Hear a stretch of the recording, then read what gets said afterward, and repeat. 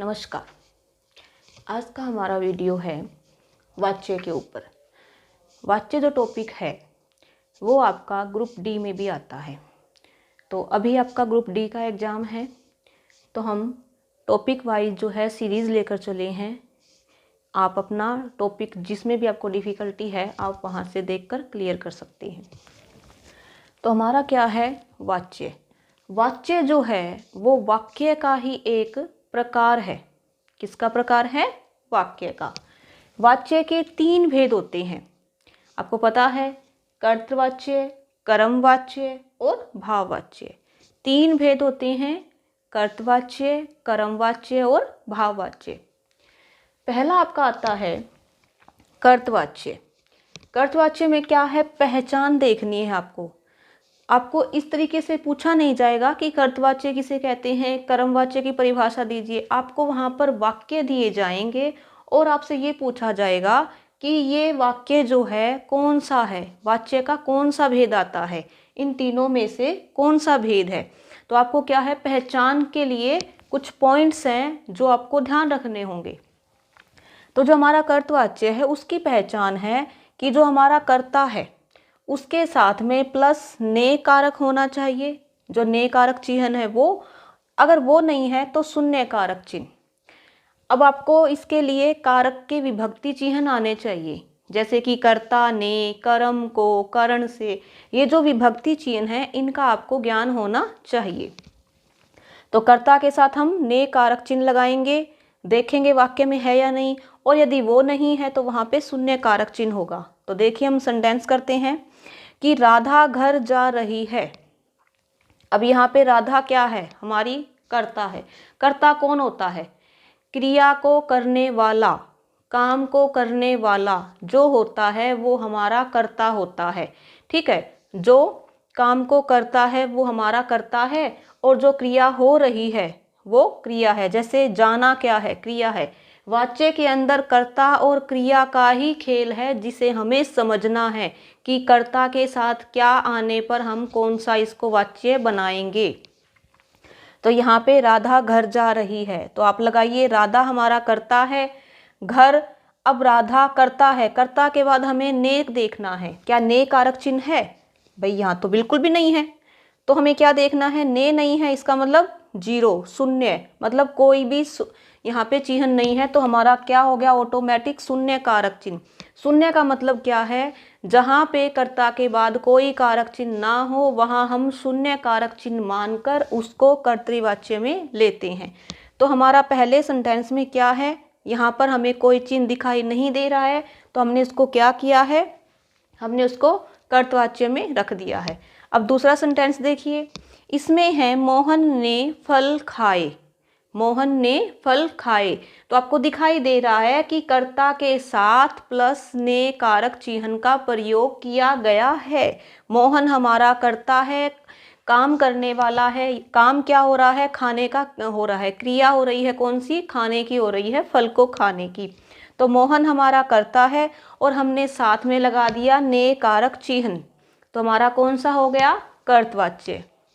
फिर से देख लिए, आपको सिर्फ 2 पहचान देखनी है कर्तृवाच्य के लिए। प्लस में कर्ता के साथ एक तो ने कारक चिन्ह होना चाहिए, और ने कारक चिन्ह नहीं है तो वहाँ पे शून्य, शून्य यानी कि 0, यानी कोई भी चिन्ह नहीं होना चाहिए। वो हमारे कर्तृवाच्य के वाक्य होते हैं। उसके बाद देखिए कर्मवाच्य। अब वो पहचान थी हमारी कर्तृवाच्य की। अब हम देखते हैं कि हमारे कर्मवाच्य की पहचान क्या है। तो इसमें है कर्ता। कर्ता तो हमारा रहेगा, ठीक है। कर्ता और क्रिया ये दोनों चीजें तो हमारी वाच्य में रहेंगी, क्योंकि ये वाक्य के अंदर आते हैं और ये वाक्य का ही एक प्रकार है, जैसे मैं आपको पहले बता चुकी हूँ। तो इसके अंदर हमें क्या करना है, कर्ता है प्लस हमें के द्वारा देखना है कि कर्ता के साथ वहां हमने ने देखा था, यहाँ हमें ने नहीं, के द्वारा। और के द्वारा नहीं है तो हमारा जो कर्ता है वो वाक्य के अंदर निर्जीव होना चाहिए, यानी कि वो सजीव नहीं हो। कोई निर्जीव हमारा कर्ता को करने वाला होता है। अब देखिए, राधा के द्वारा किताब पढ़ी गई। अब राधा हमारा क्या है, कर्ता है, ठीक है। के द्वारा यहाँ पे चिन्ह आया तो हमने क्या किया, समझ लिया कि हमारा ये कर्मवाच्य का वाक्य है, ठीक ठीक है। दूसरा हमारा है पतंग उड़ रही है। जो पतंग है वो आसमान में उड़ रही है। अब यहाँ पे देखिए हमारा कर्ता क्या है, नहीं है। पतंग उड़ने का काम तो कर रही है, अपनी क्रिया कर रही है वो जो उसका काम है, लेकिन पतंग क्या है, क्या वो सजीव है, क्या उसमें जान है? नहीं है। पतंग हमारी क्या है, निर्जीव है। कर्ता तो यही है क्योंकि ये उड़ रही है, लेकिन इसके अंदर क्या है, जान नहीं है, प्राण नहीं है, ये हमारा निर्जीव कर्ता है। इसको कोई तो उड़ा रहा है, ठीक है। उड़ाने वाला यहाँ पर हमें मेंशन नहीं किया है, ना उसका नाम है, ना हमें पता है कौन है। इसका मतलब कर्ता कोई तो है, लेकिन इस वाक्य के अनुसार वो कर्ता यहाँ पे निर्जीव दिखाया गया है। निर्जीव दिखाया गया है तो इसका मतलब ये हमारा निर्जीव कर्ता होने के कारण कर्मवाच्य का वाक्य बन जाता है। क्लियर हो गया आपको? जहाँ पे निर्जीव कर्ता है या के द्वारा दिखाया जाए वहाँ पे हमारा कर्मवाच्य होता है। उसके बाद हमारा थर्ड इसका भेद है भाववाच्य। भाववाच्य जहाँ पर भाव दिखाया जाता है। भाव वाक्य के अंदर मतलब कैसे दिखाते हैं, देखिए कर्ता है, कर्ता तो आपका तीनों में चलेगा, प्लस में यहाँ पे हमें से चिन्ह होना चाहिए, या फिर नहीं के अर्थ में, मतलब इसमें निषेधवाचक वाक्य होता है, नहीं के अर्थ वाला। मुझसे काम नहीं होता, मुझसे चला नहीं जा रहा, राधा चल नहीं सकती, राधा से काम हो नहीं रहा। तो ये क्या है, ये ना होने का जो भाव दिखा रहे हैं ना, निषेधवाचक नहीं होने का, वो क्या है, यहाँ पर भाववाच्य है। देखिए राधा से चला नहीं जाता, राधा हमारा क्या है, कर्ता है, और से हमने चिन्ह लगाया है। जैसे हमें बताया गया है कि भाववाच्य में क्या होता है, या तो हमें से देखना है या फिर हमें नहीं वाला वाक्य देखना है। तो अब इसमें से है, फिर आगे है चला नहीं जाता, तो इसमें क्या है, दिख रहा है नहीं, यानी निषेध नहीं वाला वाक्य है। तो कर्ता प्लस में से भी है और ब्रैकेट में हमने डाल दिया नहीं, कि इसमें ज़्यादातर नहीं वाले वाक्य आते हैं। दूसरा है बूढ़े से उठा नहीं जाता। अब बूढ़ा है, शरीर उसका कमज़ोर हो गया है, चलने फिरने में उसको दिक्कत हो रही है, वो उठ बैठ नहीं सकता है, तो क्या है, बूढ़े से उठा नहीं जाता। तो यहाँ पे बूढ़ा हमारा क्या है, कर्ता है, जिससे काम नहीं हो पा रहा है, तो ये हमारा कर्ता है, ठीक है।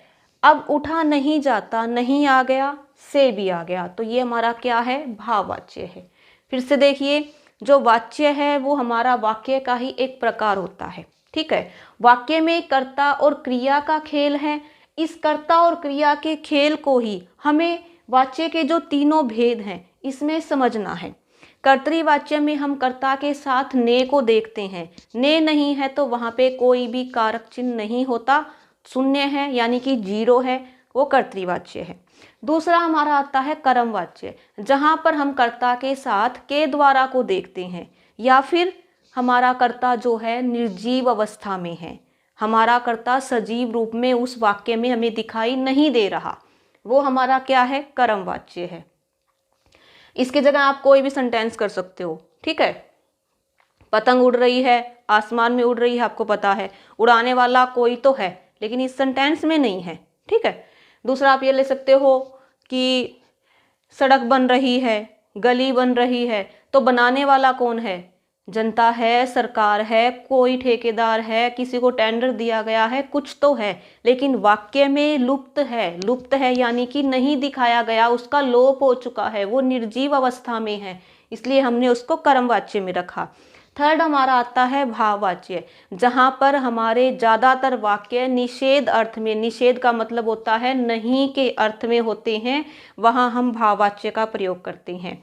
जैसे कि मोहन से काम नहीं हो रहा, मोहन से खाना नहीं खाया जा रहा, मोहन से स्कूल का काम नहीं किया जा रहा। तो जहाँ पर हम ने के मोहन के साथ, राधा के साथ यानी कर्ता के साथ निषेध रूप में वाक्य का प्रयोग करते हैं, वहाँ पे हमारा जो है भाववाच्य होता है। तो हमें क्या है, इतने आसान तरीके से जो टॉपिक आपको बहुत ही ज़्यादा मुश्किल लगता है वो देखने में कितना इजी है, जब आप ये देखेंगे वीडियो तो आपको समझ में आएगा। अब मेरे ख्याल से आपके कोई भी पॉइंट्स जो हैं वो वाच्य के ऐसे नहीं हैं जो क्लियर ना हुए हों। इसमें आपका सारे जो डाउट्स हैं वो क्लियर हो गए हैं। तो अगर आपको ये वीडियो अच्छा लगे तो प्लीज़ लाइक, शेयर और कमेंट ज़रूर कीजिएगा। धन्यवाद।